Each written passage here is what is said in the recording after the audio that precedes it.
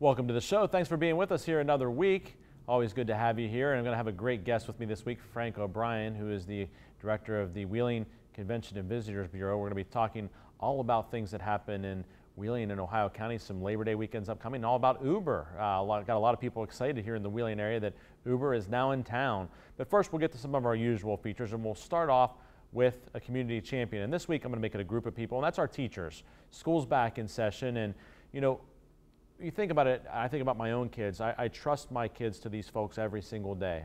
When when I drop them off at school, I think they're going to be in their hands and they're going to take good care of them, and they always do. And it's a very special profession because it's a group of people that they don't make the most money of any profession out there. They're mostly underpaid, and they really take to heart the jobs that they have. And most of them have gotten into teaching for the right reason, which is they care about kids and they want to see them succeed. So I just want to give a big shout out to all the teachers out there this week because school started back. I know it's always a little bit hectic and scrambling to get classrooms ready, to get things ready for a new group of kids, learning their names, learning their faces, learning their preferences, and they do a great job. So a big thank you out there to our teachers. Next up, a quote of the week. And because football season is upon us, I chose a quote this week from Vince Lombardi, famous coach of the Green Bay Packers, won the first Super Bowl, not just winning Super Bowl winner, but also the first Super Bowl, and by many considered to be the greatest professional coach of all time. And he said this: "Football is like life. It requires perseverance, self-denial, hard work, sacrifice, dedication, and respect for authority." And those are a lot of qualities that are important in life, and I do think you learn from football. I've been involved in football since I was 10 years old. Either as a player, as a coach, and I think it is one of those games that really do bring out so many important qualities that can serve people well throughout their lives. It's one of those sports where I was just telling, I'm coaching a couple of flag football teams this year with the YMCA. I was just telling the parents the other day that it's one of those things where, one of those sports where everybody has to be doing their job at the same time in order for a play to be successful. You have to have people blocking, you have to have people hand the ball off, running the ball, doing whatever it needs to be done in order for that play to succeed. And that's a lot like our family lives where different people in the family have different roles, responsibilities, chores, whatever it may be. You go into a business and everybody has to do their job in order for the business to be able to succeed, for the customers to be served. And you can get up there in baseball and there are a lot of people on the team, but you're up there at that plate by yourself. And whether or not you hit that ball depends basically solely on you. Whether you field that ball, if you're a second baseman, depends solely upon whether you get your glove down, you get down, make a good play on the ball, make a throw to first base, and get the runner out. Now, of course, the first baseman has to catch the ball, so now comes in a little bit of teamwork. But football is the only sport I really see where you've got so many people where everybody has to do just their job at the same time in order for the play to succeed. So I think that those qualities of hard work, sacrifice, dedication, and also teamwork's one I'll throw in there that Coach Lombardi didn't mention is so critical because it teaches us about life. So that's the quote of the week here from Coach Lombardi, and I think it's a great quote. Next up, usually I give a legal tip at this point on the show, but maybe a little bit of legal commentary this week instead of a tip. And that's regarding the shooting of Judge Braziz in Steubenville, Ohio. I've appeared before Judge Braziz a number of times during my career. Very early in my career, for that matter, when I was a young lawyer, some almost 18 years ago. And, when appearing before Judge Braziz, he's always a gentleman, he's always professional. Even as a young lawyer, he treated me with respect like I was someone who'd been practicing law for 30 years. But the other thing about him is he treats you and he talks just like an ordinary guy. He's just a regular guy who's going to talk to you that way and says, hey, how can we get this figured out? He's not there to try to use his position in any way to browbeat you or do anything like that. And I've really been so impressed with him over the years. So it was very saddening to see the events of the past week where he was shot while he was walking into the courthouse. Very disturbing to see that.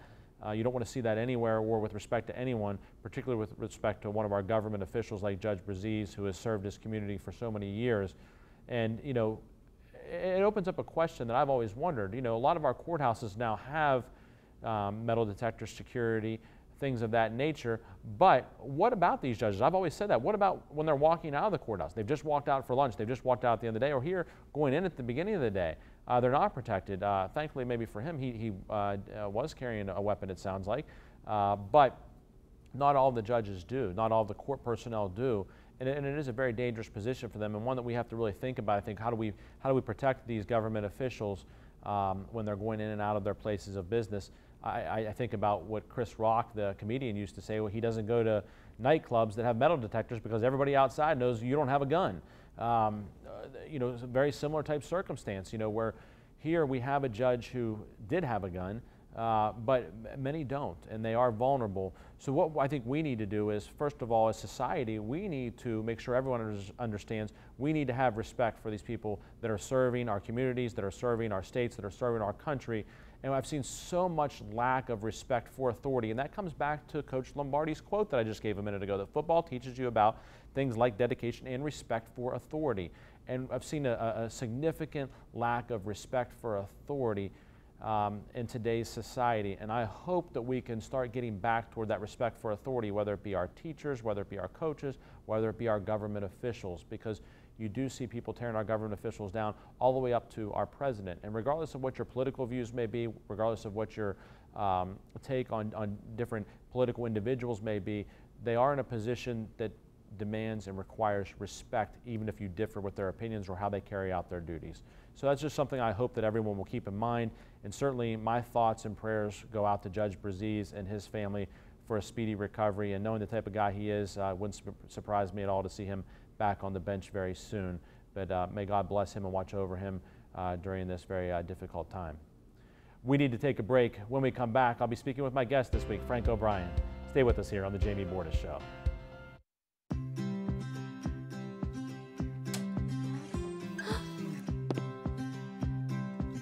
Don't forget to do your homework. All right, Mom.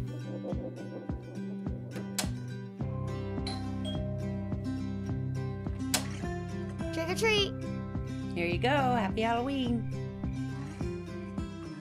For your home, for your life, for more than 50 years, DeNoon Lumber. Disasters happen. Pick the team that takes care of them all. Powered by offices in Wheeling, Morgantown, and Pittsburgh, Panhandle Cleaning and Restoration is ready to handle any size emergency at a moment's notice. We have the right people, knowledge, and equipment to respond 24 hours a day.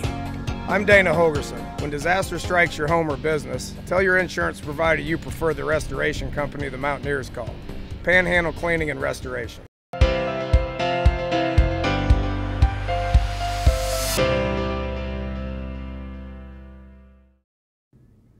Welcome back to the show. This is my favorite time each week when I have a guest with me, and this week I have Frank O'Brien, the director of the Wheeling Convention and Visitors Bureau.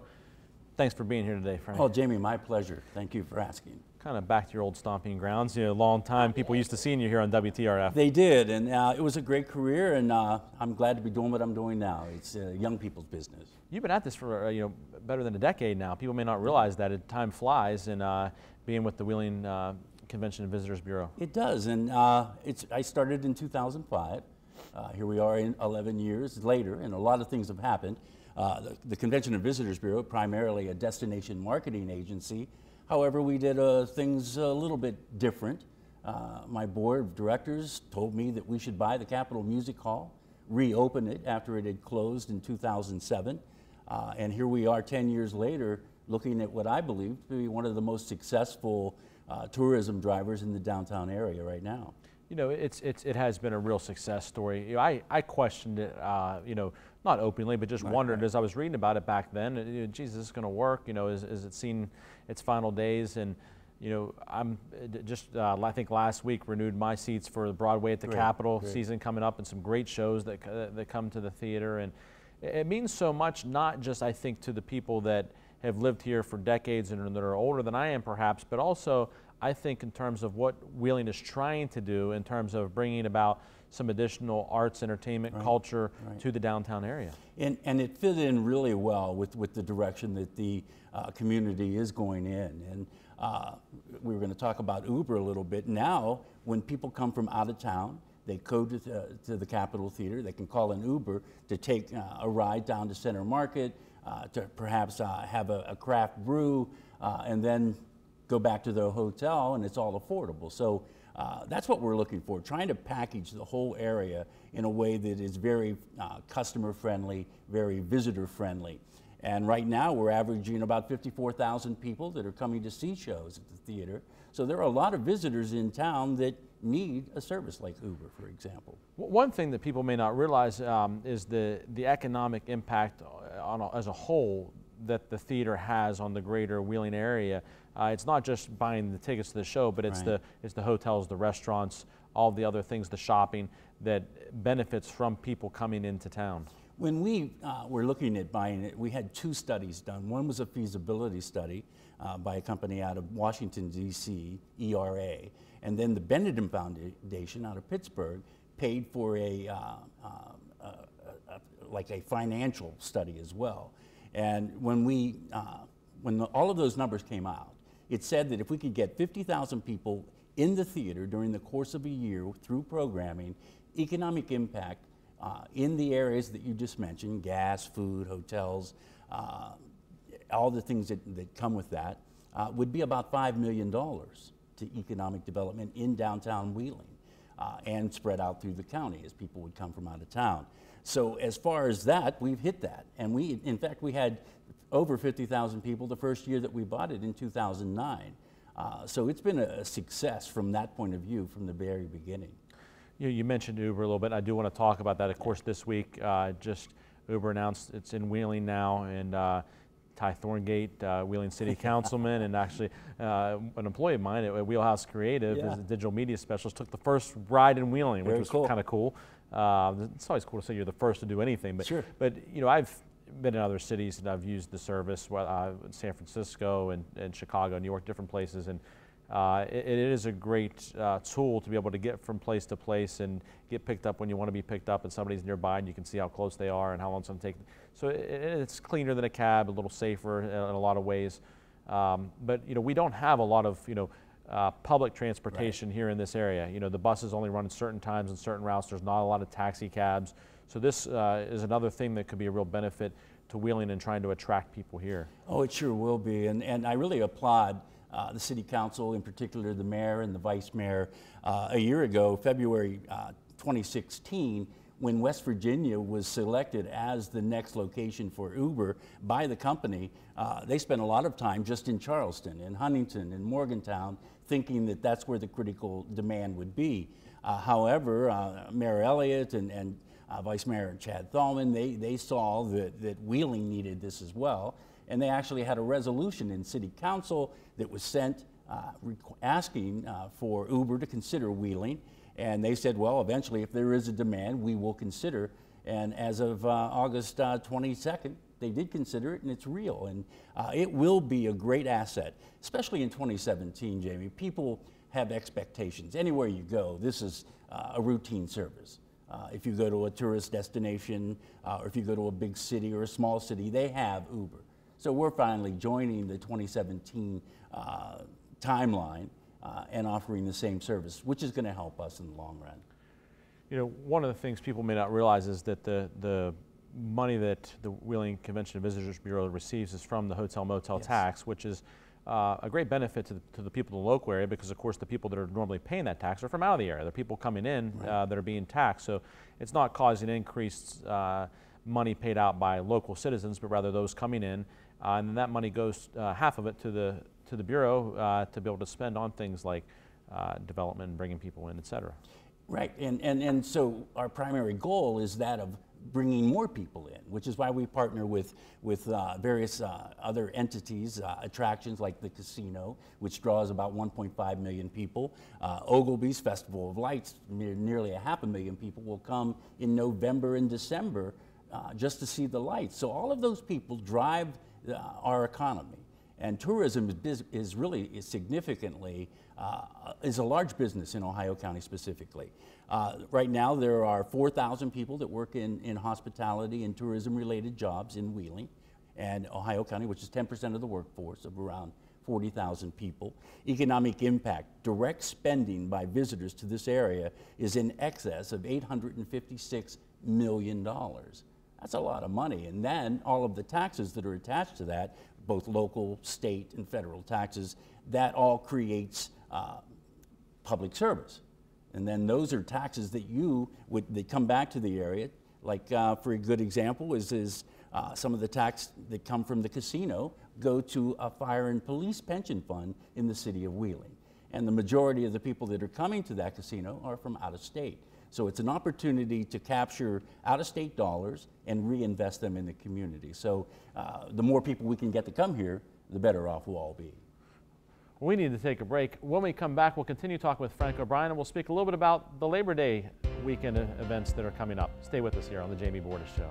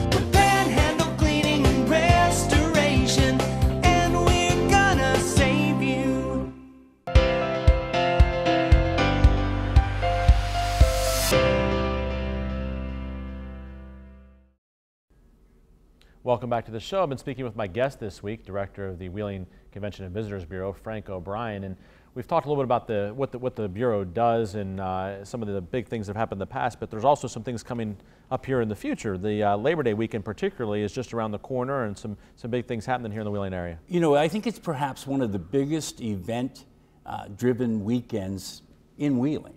Of all time. I mean, there are so many things going on in Wheeling, and now to have so many different diverse events all taking place on the same weekend, there needs to be a way so that people can participate and actually go see and experience all of the different things.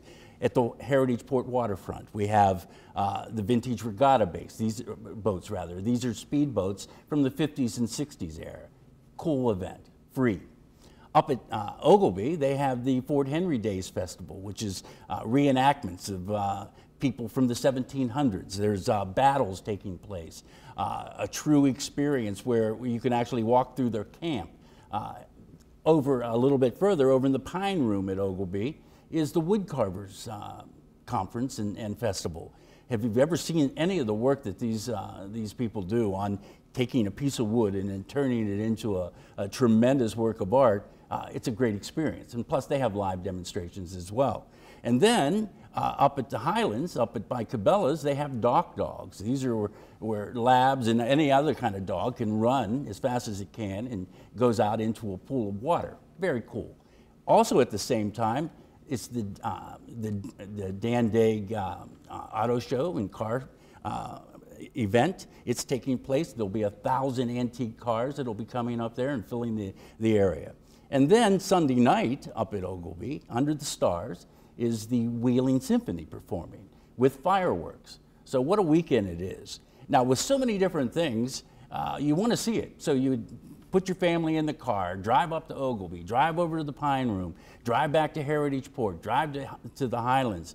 Well, the CVB, we thought that we would make it a little bit easier and more convenient, primarily because of a lack of transportation, especially public transportation, to go to these different venues. We decided to ask the Ohio County School Board if we could rent 2 school buses along with professional drivers so that they could ferry people between all of these different events at strategic times. So if you're watching a race, you can watch the race, get in the bus, go up to Ogilvie, watch a reenactment, go over to the Pine Room, and then back to Heritage Port where you parked your car originally. So we believe that if we can make it as easy as possible, that all of these events could share in the experience, in the visitors.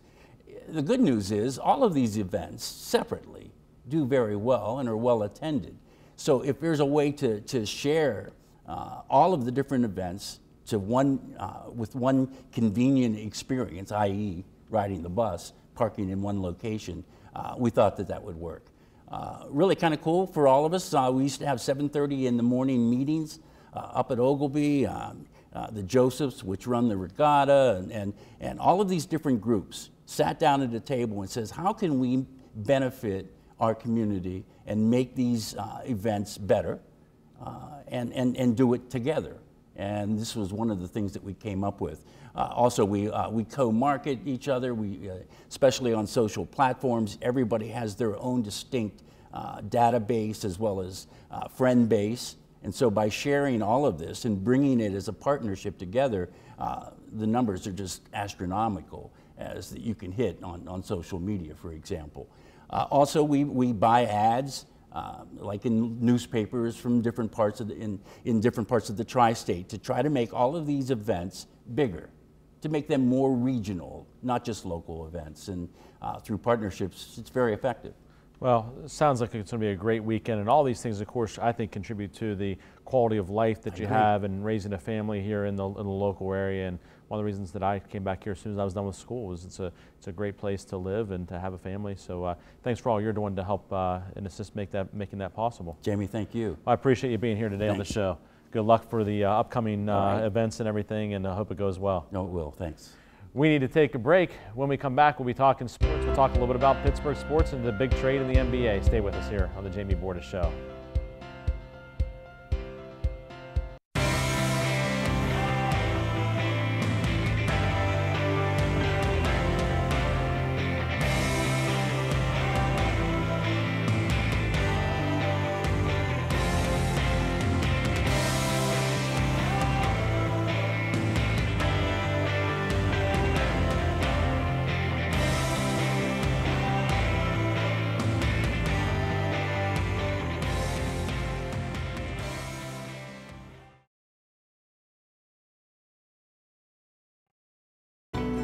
Tractor trailers are some of the most dangerous vehicles on the road. There are federal rules for load sizes, driver's hours, and maintenance for a reason. When big rigs don't follow these rules, entire families can be torn apart. We have the talent and the resources to take on these large companies. Hopefully, through our work, families are being helped and trucking companies are getting the message about safety. Bordas and Bordas, fighting for justice.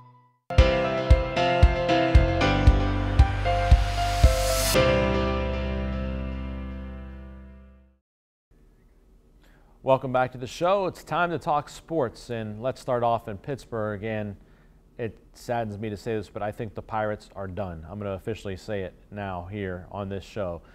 I think the season's over, and I hope I'm wrong. I hope I'm sitting here in October, saying, "Boy, was I wrong." But when you get to approaching 10 games out with only a little over a month to go in the season, it just isn't going to happen. I mean, especially with 3 teams in front of the Pirates. And I kept saying all along, look, the Pirates are hanging in there as long as they can hover around 500. Nobody's really pulling away from this thing. But the problem is they've now dropped far enough below 500 that they're kind of taking themselves out of the race. And they had some opportunities here in the last week or so, against the Cardinals. Had some games against the Dodgers that could have gone either way, and they just really haven't been able to get it done. And the sad thing is, early in the year you had questions about Andrew McCutchen, and it turns out he's having a really good year. But Gung, it looks like will never be back in Pittsburgh. Of course, you had the problems with Marte missing a good part of the year, and it's just all around just been a year where it's just kind of been ho-hum and disappointing for Pirates fans. And the question now will become what happens in the off season. Do they go out and try to get some help or not? And we'll of course, continue to keep an eye on the last little over a month of the season that's left. But as far as I'm concerned, they're out of it. They can't make the playoffs, and it'll be looking toward next year. Sticking with Pittsburgh sports, the Steelers, I said 2 weeks ago, Le'Veon Bell would not report until after the 3rd preseason game. It looks like that's going to hold true. He's put something out on Twitter saying that he would likely report sometime around September 1st, which will be after the 3rd preseason game. And there's a reason for that. The starters don't typically play in the 4th preseason game. He knows that. He wants to get into camp when he doesn't have to risk injury by putting himself out there in a game that's meaningless.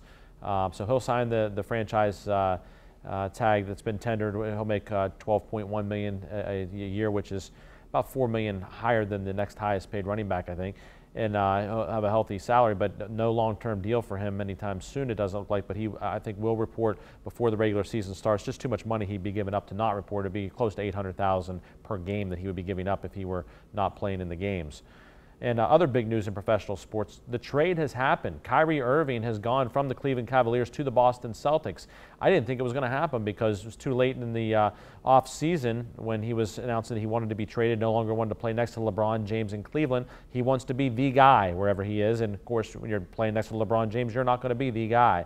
So he heads to Boston, and you know, the Cavs in return get Isaiah Thomas, who has been an outstanding player in his own right, averaged over 28 points per game last season, and you know, had a little bit of injury problems toward the tail end of the season and missed some playoff games, but you know, a phenomenal player, and the Cavs get a couple other pieces of the puzzle, so we'll see if it's enough, you know, to catch the Golden State Warriors, which is what everybody's aiming for. Can you catch the Warriors with Steph Curry, Kevin Durant, you know, Draymond Green, and Klay Thompson and the crew, who look like they're shaped up to be a dynasty here for years to come.